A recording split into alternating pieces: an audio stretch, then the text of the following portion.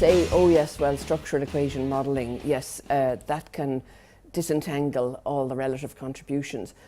I think it's slightly overstating it in the sense that it's not as easy as that to just say, yes, this contributes X% and that contributes Y%. I mean, structural equation modelling has plenty of limitations. It's a very complex process. Very complex. Yeah, and it's part science, part art, actually. And it needs a very experienced hand in the modelling process, there's no doubt about it. But as long as we can generate a good fit between the actual revenue line and the fitted revenue line, you can have a reasonable level of confidence in the findings. But I do accept that it is not absolutely pinpoint exact.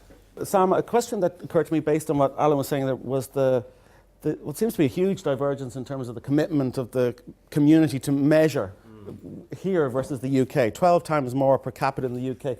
The digital revolution is one thing, but I think that one of the reasons why more money is being spent on marketing analytics in recent times is coming out of recession.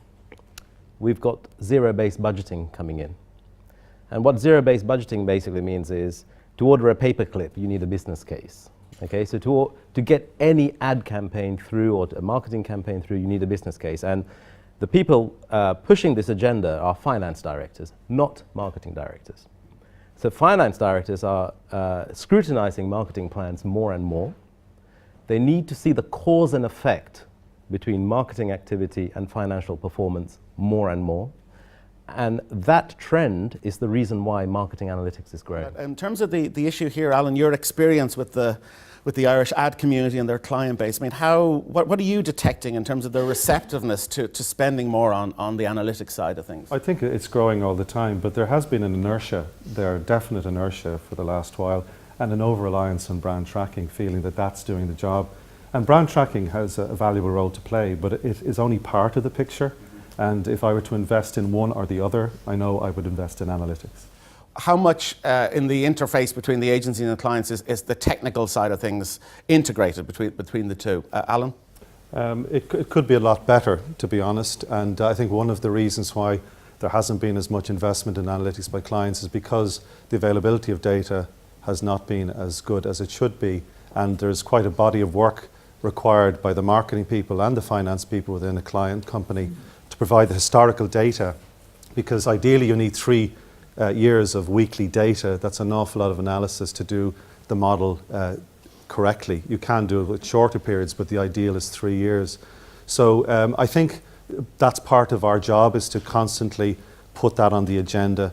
I think when it comes to the whole idea of big data, I think clients are a bit kind of scared of the resource that will require, and I think we've got a bigger job to do to actually provide some of that resource to them. So it's an evolution. Successful marketing analytics projects, successful marketing effectiveness studies require the agency and the client working very closely together so that there are no black boxes. Transparency is paramount here. If the client does not understand how you're getting to your result and the recommendation and why you're making these recommendations, those recommendations won't be followed. So transparency in the whole ROI process and working very closely with the client and getting them on board as part of the project team from the start, it's really very important. Is there another part of the equation, I open this to the panel generally, between the client and the agency, but it strikes me just reading around the topic that the retailer is important, not necessarily in all sectors, but in a number of these sectors, to actually identify the sales response side of the equation.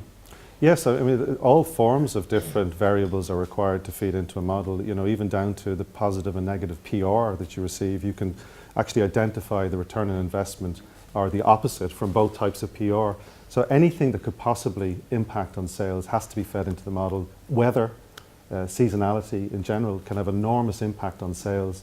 So it's about combining all of the data, and you need to have, and in Ireland we actually do have good access to data. We have very good access to historical ad spend, and the client needs to try and collect a lot of the other information, such as pricing, promotional activity. It's quite complex. How well do the models incorporate some of these qualitative dimensions? I wouldn't call them qualitative. I would say that you can capture brand effects as quantitative variables, and it's a myth to say that any non-sales effect can't be quantified. They can be quantified, it's just you need the right techniques to do it.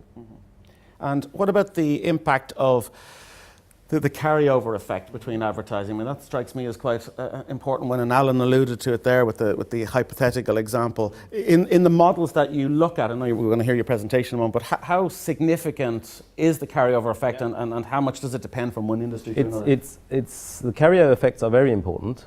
Okay, what's interesting here is that in year one, operating profit 39 million, in year two, 44 million.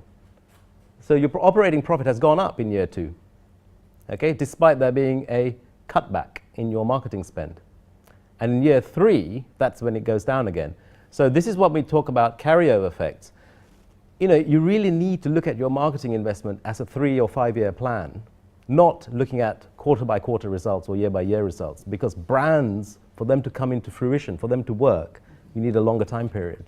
And actually, we find this particularly in multinational or particularly PLC advertisers who are reliant on quarterly reporting of revenue, that there's a huge pressure to cut the marketing spend because it protects that bottom line picture in that quarter. And that's a real shame because a lot of people cut marketing investment and the internal momentum in the brand carries it forward like a big tanker until such time as it stops, and then very often that effect, which eventually comes, is misattributed to recession or competitive activity, and it's rarely attributed to the root cause. So the point I made about finance directors scrutinizing marketing plans, it's a good thing because there's a certain education we need to do amongst the financial community to say, look, the P&L in quarter one or the P&L in year one, actually your marketing is going to drive something in year two and year three. So this is an education task that needs to be done. Well, one of the sort of the underlying principles in this particular model is that the relationship between share of market and share of voice, which this study found there was quite a strong correlation, that for every 10 points that your share of voice was greater than your market share, you should expect to grow 1% market share across a year. And for every 10% below market share, your share of voice is, you should expect to lose 1%. And that rule seems to work. I've looked at it in a couple of industry categories here. The data was based on a big series of case studies in the UK. And some people would say, well, what about creative? Creative has a huge role to play, so how can you create a rule like that? But the reality is that most creative are, they very rarely do get a game changer piece of creative. Most creative tends to actually act in the market very much like other creative. So generally speaking, this rule does work. I don't know if we have any creatives in the audience here who may agree to differ.